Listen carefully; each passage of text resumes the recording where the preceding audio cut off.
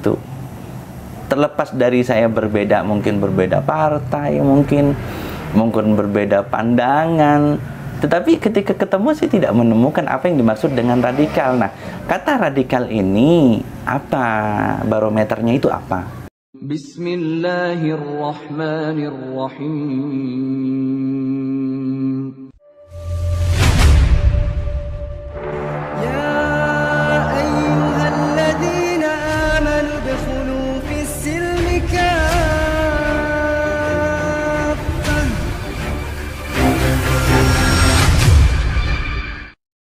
Bismillahirrahmanirrahim. Assalamualaikum warahmatullahi wabarakatuh. Jumpa kembali dengan saya, Ko Abdul Aziz Lo, di Ngaji Cerdas, insya Allah mencerdaskan umat. Kali ini kita akan bincang-bincang tentang isu-isu yang lagi hangat ya, perbincangan lagi hangat, topik-topik yang lagi hangat kayak gitu loh.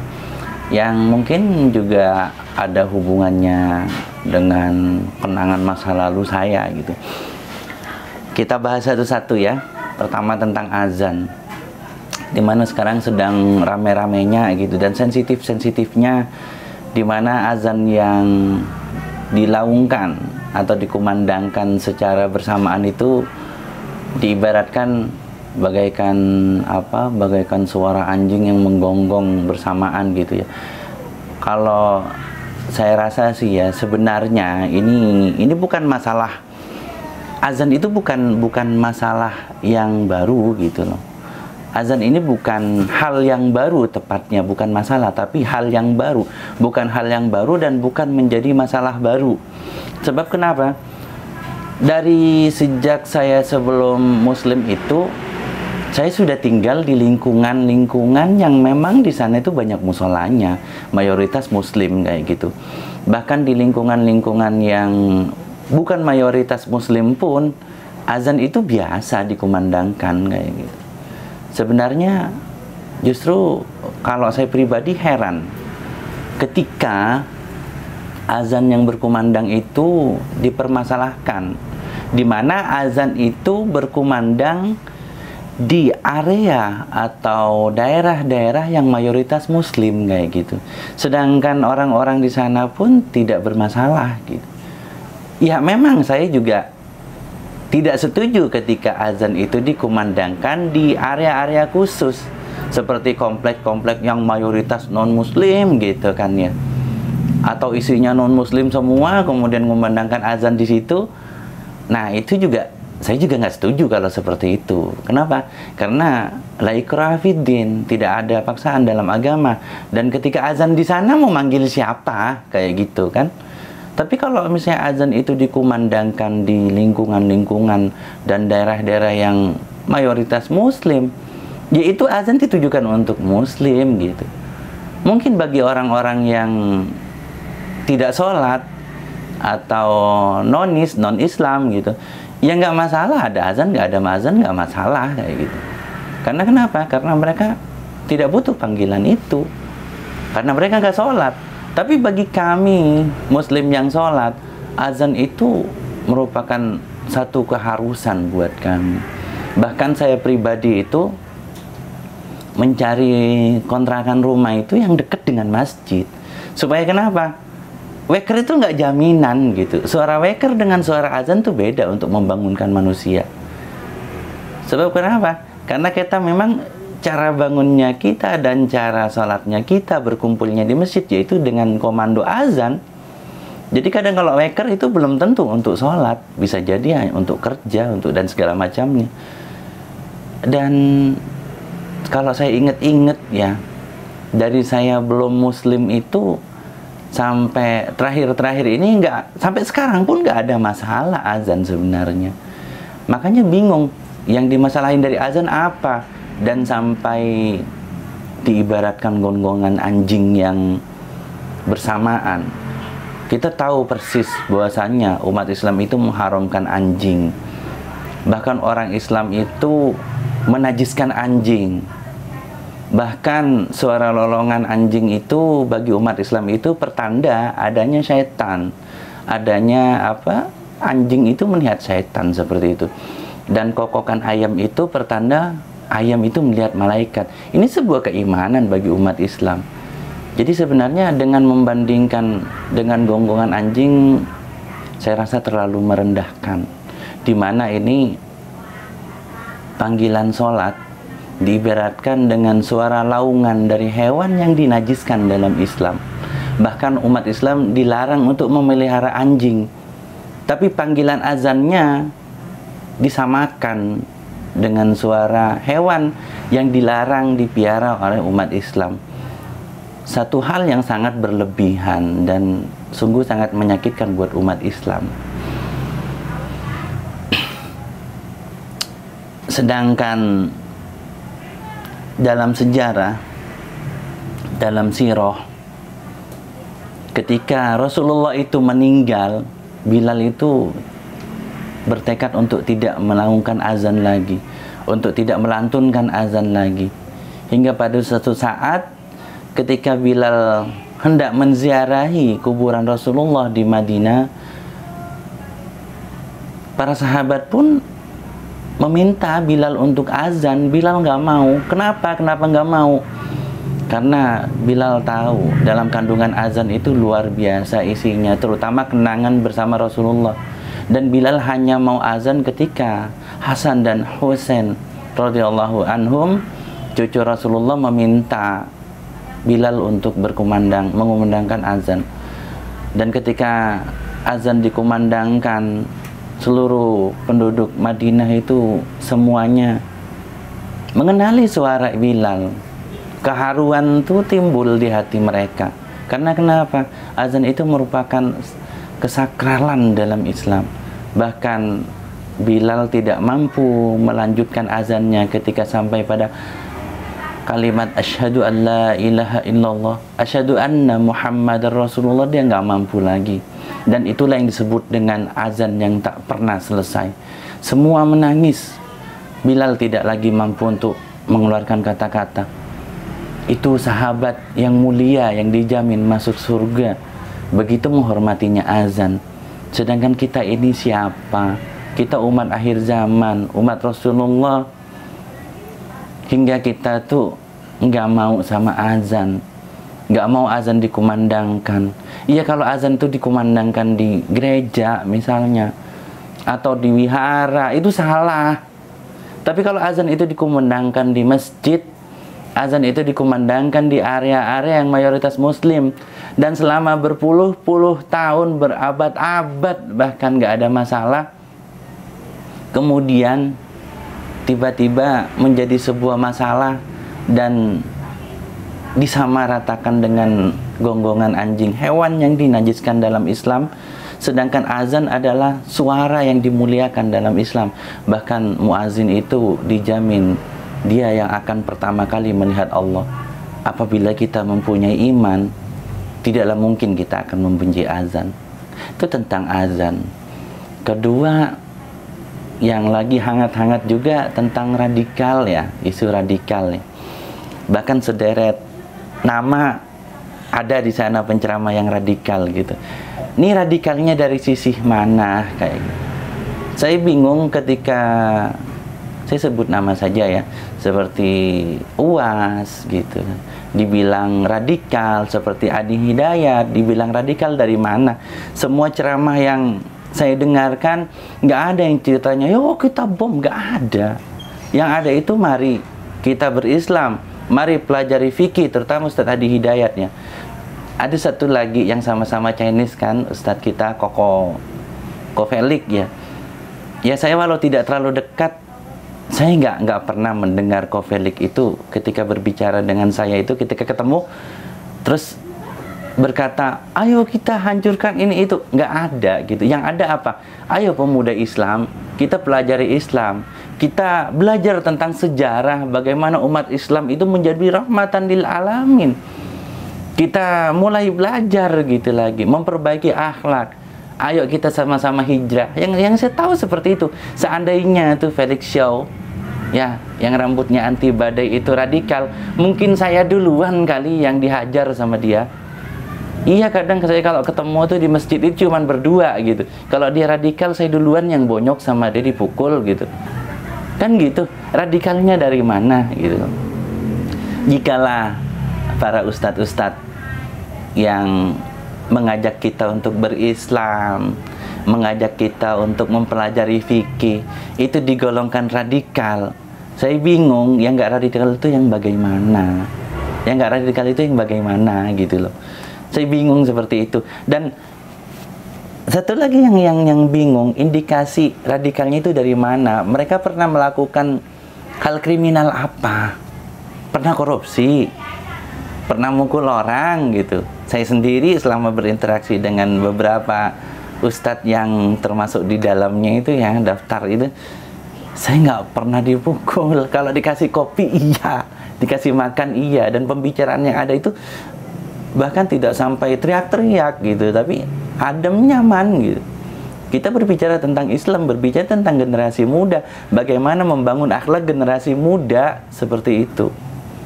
Terlepas dari saya berbeda, mungkin berbeda partai, mungkin berbeda pandangan, tetapi ketika ketemu sih tidak menemukan apa yang dimaksud dengan radikal. Nah, kata radikal ini apa? Barometernya itu apa? Yang menyebabkan seseorang itu radikal apa? Kalau yang menyebabkan seseorang radikal itu, ayo kita ikutin sunnah, ya seluruh ahli sunnah wal jamaah radikal gitu. Tapi kalau misalnya yang disebut radikal ini adalah kita hancurkan Indonesia misalnya, kita bom di sana misalnya, saya tidak menemukan dari mereka. Terlepas ini dari versi saya atau versi antum semua, pemirsa Ngaji Cerdas, pernah nggak kita menemukan mereka itu berkata, ayo kita hancurkan ini, ayo kita ini kan, kita pukul si Adam gitu misalnya. Adam kalau ngomong sembarang, nggak pernah, bahkan Adam Al-Fatih pun nggak pernah gitu kan. Terus radikalnya dari mana? Perasaan saya dari kecil, saya itu hidup di lingkungan Islam, mayoritas Islam. Saya belum pernah mendengar kata-kata radikal, teroris dari kecil, kecuali akhir-akhir ini saja. Belakangan-belakangan ini saja. Nah, dan juga yang disebut dengan radikal, apa sih orang radikal itu seperti apa sih? Orang yang teroris itu seperti apa sih? Gitu. Itu nggak masuk akal. Kenapa? Karena dalam Islam sendiri membunuh semut, ini selalu saya ulang-ulang semut. Dari dulu saya selalu mengulang-ulang masalah semut. Dalam Islam membunuh seekor semut tanpa alasan itu nggak boleh. Satu ekor. Apalagi manusia, apalagi hewan yang lebih besar. Jadi bagaimana mungkin manusia yang ngikutin Islam, yang kemudian oleh Islam dilarang untuk membunuh seekor semut sembarangan pun itu menjadi radikal. Jadi sekali lagi di sini kata-kata radikal teroris itu memang harusnya ada standarnya. Dan standarnya itu jangan ngaco gitu. Standarnya itu yang benar, yang dapat merusak, tuh kan, yang dapat mengakibatkan kehancuran, yang dapat merugikan orang lain, kan seperti itu. Tapi kalau misalnya yang dilakukan itu membangun mental generasi muda, terus juga membangun akhlak generasi muda, mengajarkan fikih, radikalnya di mana? Bahasanya santun, terus materi-materi yang disampaikan mudah dicerna, itu bukan radikal, tetapi itu membangun apa? Jiwa dari umat Islam ini, membangun jiwa dari bangsa ini. Bukankah dalam sebuah lagu Indonesia Raya juga, bangunlah raganya, bangunlah jiwanya. Jadi nggak ada hal yang saya rasa mengarah kepada radikal yang disematkan kepada mereka semua kayak gitu. Bahkan saya lihat kayaknya mereka semua kayaknya ya, sebab saya hanya kenal beberapa dan interaksi dengan beberapa saja yang terdaftar di sana gitu. Dan saya tidak menemukan hal-hal yang radikal selama saya berinteraksi dengan mereka. Jadi kalau misalnya mereka dianggap radikal, ya monggo nyok lah, nggak apa-apa gitu. Tapi istilah katanya, jangan bikin kami ini umat Islam ini bingung. Yang menjadikan mereka acuannya mereka jadi radikal itu apa, biar kami ngerti gitu. Sebab kenapa? Ya selama kami berinteraksi dengan mereka secara langsung maupun dengan YouTube, yang kami temukan itu ilmu-ilmu. Yang kami temukan itu semangat-semangat untuk berislam, untuk menjadi pemuda yang bisa membangun, menjadi pemuda yang bermanfaat. Kurang lebihnya seperti itu ya. Yang saya rasa seperti itu. Allahu a'lam kok yang lain ngerasa yang lain. Tapi yang jelas, mari kita berpikir cerdas. Pertama, azan itu adalah panggilan mulia. Kedua, lolongan anjing itu adalah lolongan hewan yang dinajiskan dalam Islam dan dilarang untuk dipiara. Yang selanjutnya, radikal itu adalah merusak, menghancurkan, juga membuat sesuatu tatanan yang baik menjadi tidak baik. Apabila orang itu mengajarkan kebaikan, mengajarkan untuk semangat, mengajarkan untuk mempelajari agamanya sendiri, itu bukan sebuah radikal. Mungkin orang yang menyuruh orang di luar Islam dan memaksa untuk mempelajari Islam dengan paksaan, itu baru radikal menurut saya. Tapi kan bukankah dalam Islam la ikraha fiddin, tidak ada paksaan dalam agama. Dan selama kita tidak menemukan para penceramah memaksa orang di luar Islam untuk belajar Islam, untuk memeluk Islam secara paksaan, mereka bukan radikal, tetapi mereka hanya mengajarkan apa yang harusnya diajarkan tentang Islam kepada umat ini. Allahu a'lam bishawab. Saya sangat berharap untuk bangsa ini bisa lagi kembali berjaya. Kita menjadi lagi macan Asia, kan gitu ya. Kenapa? Karena negara kita ini negara kuat. Negara kita negara yang kaya. Tongkat dan batu, kata Kus Plus, jadi tanaman. Mungkin bukan lautan, tapi kolam susu gitu kan. Kolamnya aja susu gitu, sampai saking kayanya Indonesia. Dan tentang toleransi dan tentang kebinekaan, dari dulu negara kita ini nggak perlu diajari. Kita lah masternya. Kita bisa hidup berbineka tunggal ika. Kita bersama-sama. Dari dulu azan nggak pernah bermasalah. Dari dulu yang namanya penceramah nggak pernah bermasalah kayak gitu. Nah, kami berharap sebagai warga negara ini, inginnya kami kembali hidup dengan nyaman. Tidak ada isu-isu yang bikin kami bingung. Bahkan isu-isu yang kadang tanpa acuan gitu kan. Apa sih radikal itu seperti apa gitu. Radikal itu bagaimana, kita juga kagak ngerti. Kita jadi bingung. Biarlah kita melakukan dan menjalankan syariat agama kita itu sesuai dengan perlindungan dari Undang-Undang Dasar kita yang ayat 2, bahwasanya seluruh negara ini negara menjamin kemerdekaan rakyatnya, penduduknya untuk menjalankan sesuai dengan agama dan kepercayaan masing-masing. Kita berharap ke depannya negara ini lebih serius mengurusi masalah-masalah yang lain seperti pangan, seperti mahalnya sembako, demo tukang kedelai, demo tukang daging. Ya memang mereka yang demo, tapi masalahnya dengan kami mau makan tempe nggak ada, kami mau makan daging nggak ada, kalaupun ada lagi harganya tinggi. Kami sebagai rakyat itu menginginkan kestabilan dalam segala sendi kehidupan, dan kami menginginkan kenyamanan, keamanan, ketenangan tanpa banyak isu-isu yang seolah-olah tanpa standar, sehingga kami bingung, sehingga kami ini harus bagaimana menjadi muslim. Jadi muslim baik salah, nggak jadi muslim baik juga salah. Sedangkan kami juga ingin membangun negara ini. Kami adalah pemuda negara ini. Kami juga bagian dari negara ini. Kami juga bagian dari umat Islam. Kami ingin menjadi rahmatan lil alamin. Harapan kedepannya umat Islam lebih cerdas lagi. Kenalilah agama kalian. Kalian sudah masuk Islam, kalian sudah muslim. Jangan terlalu banyak menengok kanan kiri, pelajari Islam agar kalian mempelajari Islam yang sebenarnya, yang bisa menjadi rahmatan lil alamin.